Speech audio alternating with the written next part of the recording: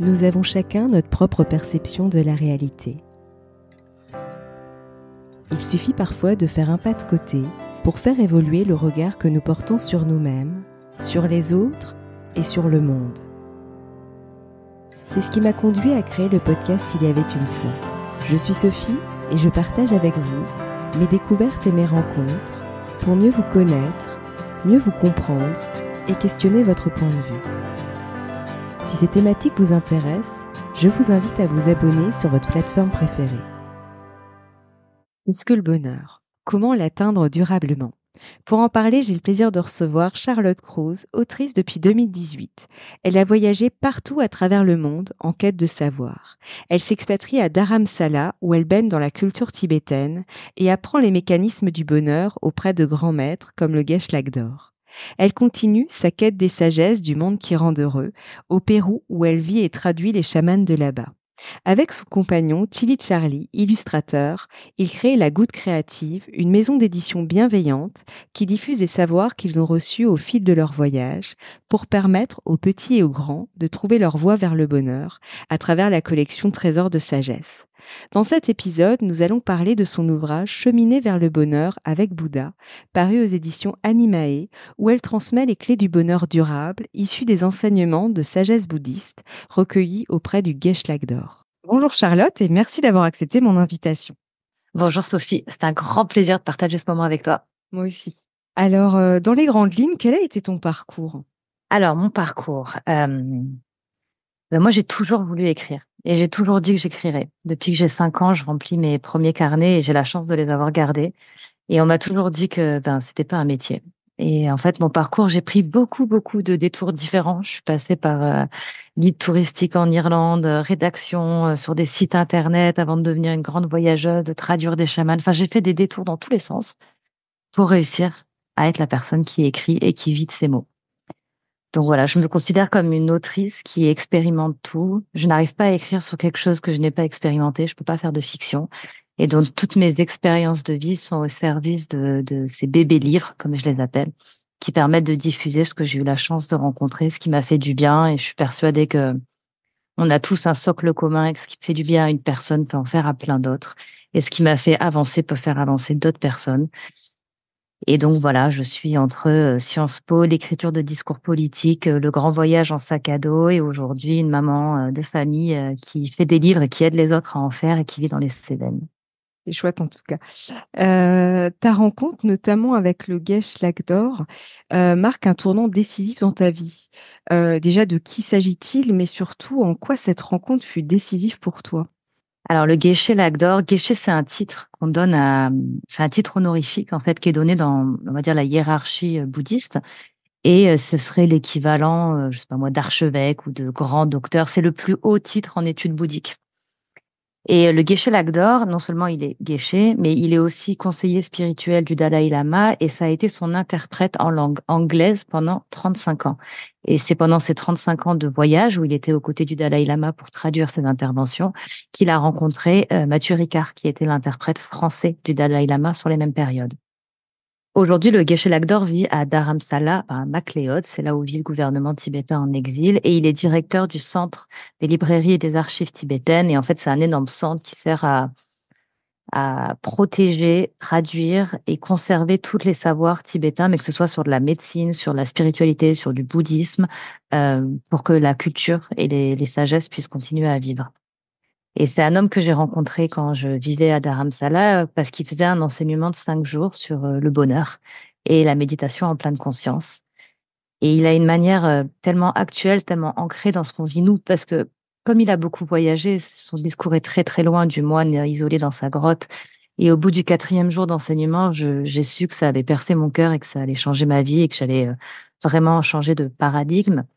Et donc, j'ai été le voir et je lui ai dit le 4e jour que j'allais forcément écrire un livre et que je voulais pas trahir les propos et que j'étais consciente que tout passe toujours à travers mon prisme, mes expériences et que je voulais avoir le moins d'impact sur le texte pour que le message soit le plus pur possible tel que je l'avais reçu. Et donc, je lui ai demandé s'il voulait bien m'aider. Il a dit oui et s'en est suivi 6 mois de rencontres où on se voyait une fois par semaine pour pouvoir vraiment affiner le message. Et c'est un livre que j'ai d'abord écrit en anglais avec lui et qu'il m'a fallu 5 ans pour pouvoir le traduire en français et offrir cette version ici. Donc les geishés, c'est un peu une des nombreuses personnes qui, en tout cas dans cette période en Inde, m'ont permis de faire la transition vers le reste de ma vie. Ouais, c'est super inspirant. Et, hem et justement, le geisha Lakdor décrit sa mission de vie de la manière suivante. Je cite: «Je suis convaincu que les sources de tous nos problèmes s'ancrent dans l'ignorance, ainsi nous souffrons inutilement. La connaissance, la transmission des savoirs sur la réalité est essentielle pour lutter contre l'ignorance et éradiquer les sources de la souffrance». Et je trouvais ça, enfin, en tout cas, en la lisant dans ton ouvrage, j'ai trouvé cette phrase hyper intéressante. Et justement, cette mission, ne rejoindra-t-elle pas la tienne qui s'exprime notamment à travers ton ouvrage «Cheminer vers le bonheur avec Bouddha» paru aux éditions Animae. Bah, si, en fait, alors forcément, c'est lui qui a été une des sources d'inspiration, hein. Alors, après l'Inde et cette rencontre avec le geisha, j'ai eu la chance de partir vivre avec les chamans péruviens pendant plus d'un an et demi. Et là-bas, ils ont un terme qui dit c'est Aimiri. L'Aimiri, c'est la personne qui va de tribu en tribu en récoltant le savoir d'une tribu pour pouvoir l'apporter aux autres en échange de récolter le savoir de la nouvelle tribu et qui fait comme ça, en fait, une mise en lien de tous les savoirs qui existent. Et depuis que j'ai découvert ce mot, voilà, avec mon amoureux qui est l'illustrateur du livre et avec qui on fait, Chili Charlie s'appelle, avec qui on fait tous les projets en collaboration, on se considère, nous sommes des Aïméris, on fait circuler les savoirs parce qu'on a eu la chance d'aller les rencontrer, dans leur source à l'état pur.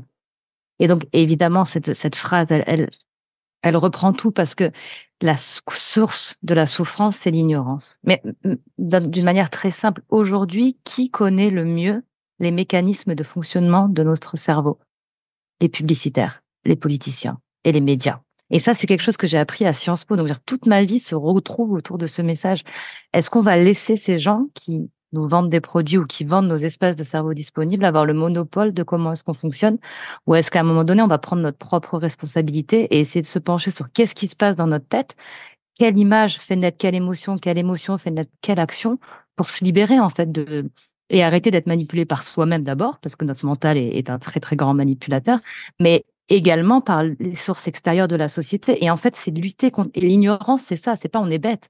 C'est juste qu'on ne connaît pas nos fonctionnements. Et reprendre la responsabilité de son bonheur, tout le livre, tous les enseignements, tous les cheminements qu'on a fait, c'est simplement mettre son regard à l'intérieur. Alors, ça veut pas dire ne plus regarder à l'extérieur, dire équilibrer le temps passé à l'extérieur et à l'intérieur pour aller se connaître. Et me regarde, connais-toi toi-même. Je veux dire, c'est une phrase qui appartient dans la religion catholique, dans les cultures grecques, romaines, c'est quelque chose qui revient. Et ben, c'est revenir à ça. Et la phrase qui dit, en fait, que c'est la connaissance et la transmission des savoirs qui permet d'éradiquer la souffrance, c'est simplement ça. Connaissons-nous pour pas se faire manipuler, pour s'auto-apprivoiser et être conscient de ce qui se passe pour pouvoir consciemment cheminer vers le bonheur. Et justement, à partir de quel âge on peut commencer à agir, manière de parler, sur cette ignorance justement? Eh ben, c'est ça qui est génial et que j'ai appris, là-bas à Dharamsala, c'est qu'en fait, quand on voit les enfants tibétains qui clairement ou les enfants indiens, hein, qui clairement n'ont absolument rien et qui sont dans une espèce de joie et d'une exaltation de la vie qui prend de grandes leçons. Et en fait, on s'est rendu compte qu'il y a pas d'âge pour commencer. Et au contraire, plus on va venir semer ces graines d'importance de se connaître tôt et de ces concepts-là dans les esprits, plus elles auront le temps, en fait, de se développer pour faire de magnifiques fleurs. Et moi, je le vois avec ma fille, on essaye vraiment un maximum en se disant, bah, j'espère que le jour où elle aura 27 ans, ou enfin, moi, c'est l'âge à laquelle je suis partie en Inde, elle aura peut-être moins besoin de déconstruire. Ou alors, elle viendra déconstruire ce qu'on lui a offert nous, mais en tout cas, elle aura cette connaissance-là. Et c'est dans cette optique-là qu'avec Charlie, on a lancé une collection qui nous tient vraiment à cœur, qui s'appelle Trésor de sagesse. Et c'est une collection de contes pour enfants où en fait, de tous nos voyages, on a été voir des prêtres, des chamans, des chefs de village, des mamitas, des papitos, et on leur a demandé, racontez-nous, qu'est-ce que vous racontez à vos petits-enfants? Racontez-nous comment vous les faites grandir. Et du coup, dans chaque livre, on en a un qui s'appelle Trésor de sagesse Tibet et l'autre Trésor de sagesse Ande. On a récolté les contes les plus importants et qui permettent de transmettre des dimensions de permanence, karma, bienveillance pour le Tibet aux enfants à partir de 3-4 ans grâce à l'outil du conte, qui est en fait une toute petite histoire dont la morale permet vraiment de saisir ces notions-là. Et sur Trésor de sagesse Ande, là, on est vraiment sur la force du colibri, la goutte du colibri, la kalpa, la force intérieure, et comment incarner sa différence dans le monde et comment le monde a besoin de toutes nos unicités pour faire un grand tout merveilleux. Et donc ça, pour nous, c'est très, très important de continuer cette collection Trésor de sagesse, parce que c'est comme ça en fait qu'on changera l'humanité. C'est en commençant dès le plus jeune âge à apprendre aux enfants qu'il y a des outils qui existent pour se comprendre. Et que faut-il entendre par le bonheur? Alors, le bonheur, ce que ça n'est pas, commençons par là, hein, parce que c'est C'est ça. souvent on me dit oui, mais tes phrases sont en négatif, mais il y a plein de choses que le cerveau malheureusement comprend pas en positif. Donc, le bonheur n'est pas une succession de sentiments ou de sensations agréables. Le bonheur n'est pas une libération d'endorphines, d'adrénaline et de sérotonine continue. Ça, c'est pas le bonheur. Ça, c'est du plaisir. Ça, c'est du désir. Et je dis pas qu'il faut pas en avoir, mais en tout cas, il faut pas se tromper ce sur quoi on veut courir après pour une vie équilibrée. Le bonheur, en tout cas, comme le dit le Guéchet dans le livre et comme on l'écrit ensemble, c'est le bonheur durable. Et en fait, ça se rapproche plutôt de l'équanimité. C'est-à-dire que le bonheur durable, c'est un état où l'esprit ne vacille pas, où n'est pas perturbé, n'est pas déséquilibré ni par les émotions et les sensations positives, ni par les émotions et les sensations négatives. C'est-à-dire que le bonheur durable, c'est ne pas souffrir d'aversion ou d'avidité, ne pas chercher toujours plus et ne pas avoir peur de passer à travers des étapes difficiles. C'est réaliser l'impermanence de toute chose. Tout passe les moments difficiles, tout passe les moments joyeux, tout passe le succès, tout passe les traversées du désert. Et du coup, dans cette espèce de stabilité de l'esprit où rien vient nous faire basculer parce qu'on sait que ça va passer et que cet état va être renversé et changé, on a une espèce de paix mentale, de paix avec soi-même, où en fait, là, c'est pas que ça ne peut pas nous atteindre dans le sens où on ne va pas vibrer et avoir des moments et des émotions de joyeux, mais rien ne peut nous faire vaciller au point de nous rendre tristes et de nous enfermer dans des cercles de souffrance, et surtout pas nous. Donc le bonheur durable, c'est ça. Et justement, ton ouvrage est divisé en 100 réflexions. Pourrais-tu nous en dire un petit peu plus? Ouais, alors ça, c'était un sacré pari parce que l'ouvrage original qui a été écrit en anglais c'est pas le même titre en anglais. On l'avait appelé avec le Guéchet The Enlightenment Button, 100 Reflections to Help You Hit the Buzz. Ce qui veut dire en français le bouton de l'illumination, sans réflexion pour t'aider à enfoncer le bouton. En gros, c'est ça. Et quand on ouvrait la page du livre en anglais, la première page qui avait écrit, c'était il n'y a pas de bouton de l'illumination. Et quand tu tournais la page d'après, c'était un cheminement, pas à pas, etc. Et on s'est quand même dit que ces 100 réflexions, c'était super intéressant parce que le Geshe-la qui doit avoir presque 70 ans maintenant, est quand même tellement actuel. Et lui, il m'a toujours dit, c'est très facile d'être sage, heureux, en équanimité quand tu es ici à Dharamsala à mes côtés et que tu n'as rien d'autre à faire que d'écrire quelques articles pour le magazine et l'agence pour laquelle je travaillais. C'est quand tu vas rentrer chez toi et que tu vas te confronter au monde, aux gens qui n'ont pas changé, à la société, que ça va être plus dur. Et donc, on s'était dit, mais comment faire pour que le message passe auprès de gens qui n'ont pas la chance de venir prendre 2 ans de leur vie d'Aramsala. Et on s'est dit, bah, déjà, les gens n'ont pas beaucoup de temps d'attention et n'ont pas beaucoup de temps de disponibilité. Donc, en revenant à ces 100 petites réflexions, en fait, il y a une page, une réflexion par page. Et l'idée, c'est un peu un livre de chevet. Donc, soit vous le lisez de la réflexion 1 à la réflexion 100, et il y a une vraie progression, parce qu'à la fin, on termine quand même sur des concepts de vacuité qui sont assez complexes, mais qui, dans la progression, sont faciles à comprendre. Soit vous l'ouvrez comme un oracle, et donc chaque matin, vous tirez au sort votre page, et vous regardez ce sur quoi vous allez pouvoir travailler, vous concentrer aujourd'hui, et en tout cas mettre votre attention. Et du coup, c'est vraiment très intéressant parce que ceux qui veulent le lire de A à Z, bah, c'est comme un enseignement, comme je l'ai reçu moi, comme il le diffuse lui. Et si on n'a pas le temps et pas l'envie, eh ben, juste en l'ouvrant, ça fonctionne. Et j'ai plein de messages de gens qui me disent, ah, mais moi, c'est devenu mon oracle. Du coup, je travaille sur ça. Et c'est pas grave si un jour on ouvre à la réflexion 12 et que celui d'après à la 68 et qu'après on revient à la 42 parce que ça marche quand même. Ouais, clairement, ouais. Ce que j'ai vu aussi, parce que du coup, je l'ai testé comme ça aussi, même si je l'ai lu du point A au point B, mais c'est vrai que je me suis dit, tiens, c'est rigolo quand même. Enfin, on peut vraiment l'utiliser comme ça, ouais, effectivement. Et justement, pour toi, quel a été l'un des enseignements les plus marquants? Ah ben, c'est clairement une phrase qui m'a donné et c'est l'introduction et la conclusion quand je fais des conférences et des interventions sur le sujet du bonheur. Alors lui, il appelait ça un mantra, mais ça n'a rien à voir avec un mantra, mais c'est une phrase cadeau. Je vous la donne aujourd'hui et elle est faite à la négative et c'est fait exprès parce que cette phrase-là, notre cerveau ne peut pas la comprendre à la formulation positive. Et cette phrase, c'est: je fais la promesse de ne jamais rendre mon esprit malheureux. C'est simple. C'est tellement simple comme phrase. C'est pas simple à faire. Mais moi, je me rappelle quand on était en Inde, je l'avais écrit sur la porte de ma chambre et je l'avais écrit sur le miroir de la salle de bain. Et aujourd'hui, elle est encadrée à côté de mon bureau. Je fais la promesse de ne jamais rendre mon esprit malheureux. Dans cette petite phrase, et regrouper tout ce qu'on parlait sur l'ignorance, notre propre responsabilité à ne pas s'engager nous-mêmes. Et en fait, l'idée que, si on appelle ça un chemin, mais le chemin, il faut faire le pas. Et en fait, il y a personne d'autre qui peut faire le pas à votre place. Personne peut vous tirer par le bras, vous emmener en enfer, vous tirer par le pied au paradis. Personne peut, même si vous répétez 108 fois des mantras et que vous avez des statues et que vous vous prosternez en disant s'il vous plaît, c'est pas ça qui va vous faire avancer. Il y a aucune divinité, créateur, quelle qu'elle soit, qui peut prendre votre destin en main. Et dans cette phrase, je fais la promesse de ne jamais rendre mon esprit malheureux, c'est nous qui nous promettons à nous-mêmes. On s'engage et sans cet engagement, il se passera rien. Et donc, c'est vraiment cette phrase-là et qui m'a marqué, qui guide mes pas, qui fait qu'encore aujourd'hui, on a repris la méditation, qui est la base de l'éducation qu'on donne à notre enfant, etc.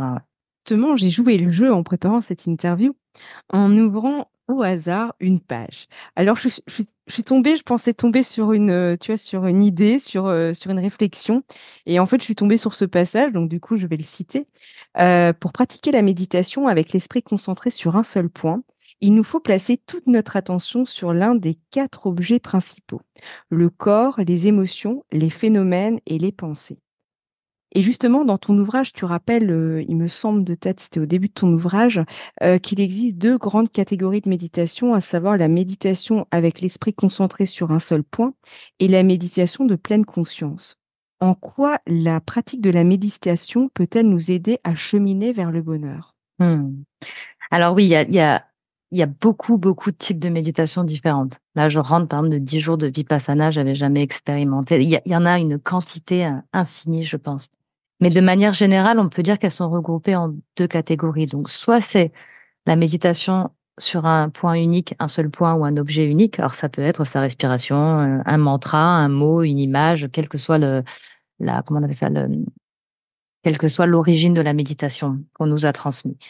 Ça, pour moi, c'est une méditation, et c'est ce que j'explique dans le livre en reprenant le guichet, qui permet d'entraîner son esprit. Ça, c'est le fait d'aller à la salle de sport de l'esprit et lui donner des biscottos, en s'entraînant à se concentrer sur un seul point.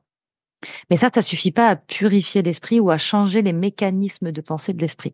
Ça nous permet de les observer parce qu'on se rend compte à quel point notre esprit est volatile et que c'est compliqué de rester ne serait-ce que 21 respirations ou quand on fait Vipassana 11 heures par jour, bloqué sur le même point de focus.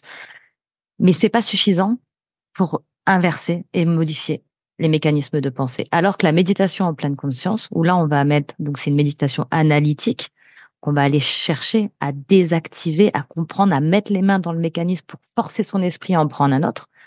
Ça, c'est la méditation en pleine conscience. Et là encore, dans la méditation en pleine conscience, on a tout un panel de techniques différentes, mais l'objectif est toujours le même, c'est d'aller modifier, purifier, changer les mécanismes de pensée. Et alors, en quoi est-ce que ça nous aide? C'est ce que je disais, la méditation sur un seul point, elle nous sert à observer comment on fonctionne, parce que si on ne sait pas comment on fonctionne, on ne peut pas le modifier. Et la méditation, pardon, en pleine conscience nous pousse à modifier les fonctionnements et à reprendre. Alors, c'est pas un pouvoir, un contrôle. Le but, c'est pas de soumettre son esprit, plutôt de l'apprivoiser, de marcher main dans la main et en disant, ah là, tu pars dans une vague négative. Je t'observe. C'est pas grave, tu es parti. Reviens. On ne va pas rentrer dans cette vague-là. Et c'est un jeu qu'on va faire constamment. Et en fait, plus on médite, plus notre esprit est entraîné à le faire. Et plus notre esprit est entraîné à le faire, plus on va le faire sans y réfléchir.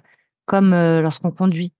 On pense plus, il faut appuyer le point de patinage. Au bout d'un moment, ça se fait, on passe la vitesse. La méditation, c'est un peu pareil. Et en fait, le bonheur dépend donc de nos pensées et dépend de notre calme mental. Et c'est quelque chose que j'aime bien rappeler dans mes conférences parce que les méditations permettent de changer notre manière de penser. Au quotidien, on a 60 à 70 000 pensées qui nous traversent l'esprit. La moitié, c'est des pensées, ce qu'on appelle récurrentes, c'est les mêmes que la veille. C'est est-ce que j'ai donné à manger au chat? Tiens, il faut que j'aille me doucher, il faut pas que je me couche trop tard. Et c'est des pensées de survie. Tiens, j'ai faim, faut pas à manger. C'est ce qui nous permet de fonctionner. Ça, c'est la moitié de nos pensées. Ensuite, il y a 40% des pensées qui sont négatives ou perturbatrices. Donc là, on a autosaboteur, colère, désir, envie, attachement, enfin le gros panel bien sympathique qui fait que c'est compliqué de vivre en tant qu'humain. Pas qu'on pense que c'est compliqué. Et il y a 10% d'émotions positives et de pensées positives. La méditation sert à observer ces pourcentages-là et à chaque fois qu'on part dans une émotion négative, de dire ouh, je t'observe, tu pars dans une émotion négative, est-ce nécessaire? Et donc ça sert à augmenter ce pourcentage de pensées positives. Et plus on pense positivement dans l'instant présent, plus l'instant futur d'après sera positif, puisqu'il se nourrit de ce qu'on vit dans l'instant présent. Et en fait, on met en place un cercle vertueux qui fait que petit à petit, ça devient naturel de vivre dans l'optimisme, le positif, et de ne plus s'engager dans les périodes négatives et les émotions négatives. Et donc, le bonheur, c'est ça. Ouais. Ouais. Et puis finalement, c'est aussi, bah, comme tu disais, muscler son esprit à revenir ici, parce qu'en fait, c'est ça aussi. C'est souvent, on est soit dans le passé, soit dans le futur, mais dans tous les cas, en fait, ça aussi, ça entretient, j'allais dire, les pensées négatives, puisque bah, le passé, souvent, c'est de la nostalgie, si je simplifie, et puis le futur, c'est anxiogène, parce que, enfin, en général, l'être humain aime bien faire des projections, des pires scénarios, quoi. Oui, mais tu as complètement raison. On passe notre temps à penser au passé et au futur. Et en fait, on passe notre temps à avoir des pensées c'est pas qui servent à rien parce qu'il faut planifier, s'engager. Mais en tout cas, des pensées sur lesquelles on n'a pas de contrôle parce que le passé, on peut pas le modifier. Et le futur, on n'a aucune idée, aucune certitude que ça va se passer comme on l'a anticipé. Et donc, on est tout le temps dans cette espèce d'attente sur lequel, en fait, on n'a aucune prise. Aucune prise. C'est ça. Et non seulement c'est angoissant de penser des trucs sur lesquels on n'a pas de prise, mais si on pense au passé, on a aussi tout ce qui est culpabilité, remords. C'est terrible parce qu'on ne peut rien y faire. C'est passé. Et la seule, mais ça, c'est même quand on voit Eckhart Tolle, enfin, le pouvoir du moment présent, c'est quelque chose qui n'est pas du tout centré sur la philosophie bouddhiste qu'on retrouve partout. La seule chose sur laquelle on a un impact et un pouvoir, c'est le présent. Et de chaque présent, mon instant présent, c'est ça qui va donner l'intention, l'impulsion pour le moment d'après. Donc, en soignant notre présent, on soigne toute notre vie. Et en soignant notre Ouais. présent, on peut même pardonner à ce qui s'est passé dans le passé et apaiser ce sur quoi on n'a plus d'action. Mais bon, on l'oublie parce qu'on est dans une société qui ne fait que nous faire penser à la projection. Qu'est-ce qu'on va faire plus tard comme métier? Genre, c'est des questions qu'on pose aux enfants quand ils sont 12, 13 ans. Enfin, on est complètement programmé euh, pour être dans le futur. Et par la suite, quand tu es revenu notamment je veux dire, de ton long voyage, tu as créé avec ton compagnon la Goutte créative. Pourrais-tu nous en parler? Oui, avec grand plaisir. Du coup, nous, on s'est rencontrés en Dharamsala en Inde et après, moi, j'ai décidé de partir au Pérou pour et j'ai rencontré une communauté d'artistes visionnaires et ils m'ont proposé de faire un site internet. Donc, j'ai appelé Charlie qui était graphiste pour qu'il me rejoigne, qu'on puisse faire le site à deux. Et puis en fait, on est resté 1 an et demi au Pérou. On n'a jamais fait le site internet. Et entre-temps, il est devenu musicien dans les cérémonies chamaniques et moi traductrice des curanderos et des curanderas avec les plantes sacrées médicinales, etc. Et après, cette année et demie, la vallée sacrée des Incas où on vivait nous a fait le plus beau des cadeaux créatifs. C'était une petite fille, donc je suis tombée enceinte. Et donc on est rentré en France. Et là, on s'est dit, il va quand même falloir jouer au jeu de la vie des grands, puisqu'il va falloir mettre un toit sur notre tête, etc. Et que on reste humain, donc on a aussi eu nous toutes nos peurs et nos angoisses et notre volonté de se remettre dans un moule. Alors que moi, ça faisait 10 ans que je vivais plus en France et que je travaillais pas, enfin je vivais de mon présent pour le coup. Euh, et donc on s'est dit ok, on va jouer le jeu d'une vie un peu plus normée, mais à notre manière. Et là, on s'est dit, qu'est-ce qu'on va faire? Et donc, au début, la Goutte Créative était une agence de communication bienveillante. Donc, on a toujours eu des valeurs fortes. Et donc, on faisait des sites internet, des logos, des flyers, mais que pour les gens qui faisaient du bien à l'humain ou à la planète. Donc, on a beaucoup travaillé avec des thérapeutes, des associations de permaculture, etc. Et en fait, petit à petit, on ne pouvait pas lutter sur le fait que nous, on est fait pour faire des livres et diffuser les savoirs. Alors, aider les autres à diffuser leurs savoirs, ça fait aussi partie de notre mission. Mais on s'est réorienté vraiment sur le livre. Et aujourd'hui, la Goutte Créative, on appelle ça notre cabane d'édition, puisqu'on aime bien l'idée de la petite cabane en bois perchée dans un arbre. Mm. Et donc, on a créé, c'est devenu une maison d'édition bienveillante et éco-responsable. Donc, on imprime tout en France et on reverse 1 euro par ouvrage à des associations dans les pays pour les ouvrages pour enfants de contes. On va chercher les contes dans des pays, on les traduit en français et on reverse 1 euro à des associations qui aident à promouvoir la culture auprès des enfants dans ces pays-là. Et aujourd'hui, c'est aussi une agence, enfin une maison d'édition pour les autres, un peu, puisqu'on accompagne d'autres auteurs et autrices à faire leurs livres sur toute la chaîne de production du livre. Donc voilà, c'est une agence de création bienveillante qui nous permet de mettre tous nos bébés créations dedans. Et quel serait ton mot de la fin pour clôturer notre échange? Soyez responsable de votre bonheur et ça commence maintenant. Et comme disait le Guéchet, c'est un chemin qui est pas forcément facile parce qu'il faut aller faire face à tous les mécanismes qui ont drivé notre vie. Moi, j'ai 36 ans. Quand j'ai fait ce début de ce cheminement, j'en avais 27, et ben, ça faisait 27 ans que je marchais pas dans la bonne direction. Donc, regarder ça, c'est pas évident. Pardonner aux gens qui nous ont mis dans cette direction qui n'était pas forcément la nôtre parce que eux-mêmes n'avaient pas la vision. Mais une fois qu'on a fait ça, une fois qu'on a fait les premiers pas, ça devient de plus en plus facile à chaque pas. Le plus dur, c'est le premier. Et le fait que ce soit difficile, ou en tout cas pas facile, ça veut pas dire que c'est impossible. Et comme disait le Guéché, on n'a qu'une seule vie pour traverser cet océan de souffrance et arriver sur la rive du bonheur. C'est la vie humaine, parce qu'on est douté de conscience et qu'aujourd'hui, encore plus avec les outils Internet, etc., on a un accès à un savoir facilité. Ben, il faut le saisir. Et garantit que le vrai bonheur existe et garantit qu'une fois qu'on est sur la rive, tout est vachement plus fluide. Et garantit que c'est pas réservé à des moines au fond d'une grotte. On peut être maman, vivre en France, avoir 2 agences, travailler beaucoup et continuer à aller chercher des châtaignes, des champignons et que c'est accessible à tous. En tout cas, un grand merci Charlotte, c'était vraiment un plaisir d'échanger avec toi et pour les auditeurs qui aimeraient, découvrir ton ouvrage «Cheminer vers le bonheur avec Bouddha», paru aux éditions Animae, ils retrouveront le lien sous ce podcast et justement d'ailleurs, le livre a été placé en première place des ventes sur Amazon et la Fnac depuis, quelques semaines dans la catégorie bouddhiste et spiritualité donc félicitations en tout cas pour ce succès en plus parce Ouais, que c'est chouette. ouais, merci beaucoup. Bah, ça montre que quand on y croit, tout est possible. C'est ça. Même finir en numéro 1 des ventes, avec un livre écrit sur les contreforts de l'Himalaya. Ouais, exactement. En tout cas, c'est très inspirant, donc vraiment un grand merci pour ton témoignage et puis pour ce bel ouvrage qui est vraiment, très, très chouette. Merci Sophie. À bientôt. À bientôt. Si vous avez aimé cet épisode, n'hésitez pas à lui laisser 5 étoiles sur Apple Podcast ou un pouce sur YouTube. Et surtout, abonnez-vous sur votre plateforme d'écoute préférée pour ne manquer aucun épisode. Je vous souhaite une très belle journée ou une très belle soirée et vous donne rendez-vous dans 2 semaines. À bientôt!